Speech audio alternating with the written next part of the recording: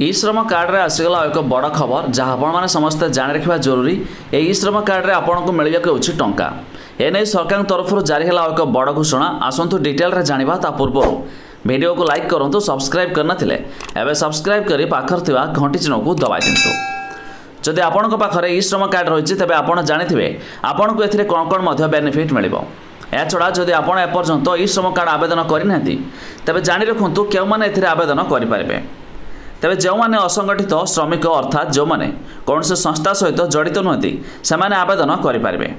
से बयस 18 रु 59 वर्ष बयस मध्य होइथिबा आवश्यक। एछड़ा देखंतु ई श्रम कार्ड द्वारा कौन कौन सुविधा पाइबे।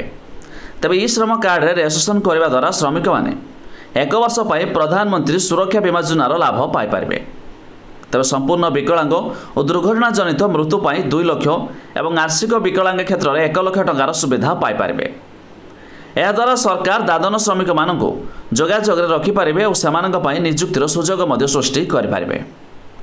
तेज समस्त प्रकार जरूरीकालीन परिस्थिति और जातीय महामारी भली परिस्थिति समय सुविधा पाइपर। यह छड़ा सरकार बड़ घोषणा कर खूब शीघ्र श्रम कार्ड रे आपण को अकाउंट रे आसवाक होछि टंका। जदि आपण माने एपर्यंत ई श्रम कार्ड आवेदन करना तेज आपण सुवर्ण सुजोग पोर्टाल चालू अच्छी। आपण चाहे जेकोसी जनसेवा केन्द्र को जाई ई श्रम कार्ड आवेदन करें जदि आपण जड़े असंगठित श्रमिक होते, जहाँफल आगामी दिन में आसवाक श्रम कार्ड रे टंका आपण भी पाइपर। तेज अधिक जानापी वेबसाइट लिंक आम डिस्क्रिप्शन देचु, आपण मैंने चेक करदे पारे।